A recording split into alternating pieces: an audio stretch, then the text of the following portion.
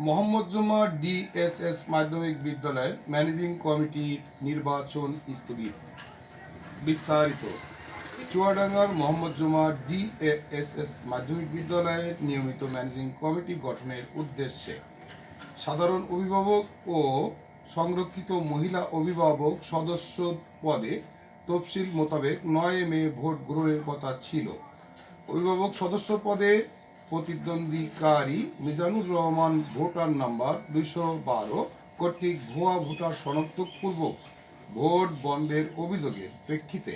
Voter তালিকা প্রণয়নে সামাজিক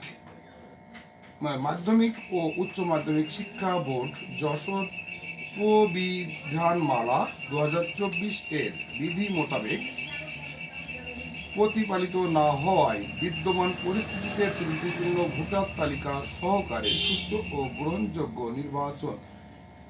নির্বাচন করা সম্ভব হবে না মর্মে গত 7 জুলাই চুয়াডাঙ্গা সদর উপজেলা নির্বাহী অফিসার বরাবর উপজেলা মাধ্যমিক বিদ্যালয়ের অফিসার ও প্রিজাইডিং অফিসার বিকাশ কুমার শাহ স্বাক্ষরিত নির্বাচন স্থগিতের আদেশ বিদ্যালয়ের প্রধান শিক্ষক সহ চুয়াডাঙ্গা জেলা প্রশাসক, পুলিশ সুপার, সদর উপজেলা নির্বাহী অফিসার, সদর থানার officer in charge, Chuadanga academic supervisor ও সহকারী উপজেলা শিক্ষা অফিসারকে অনুলিপি প্রদান করা হয়েছে।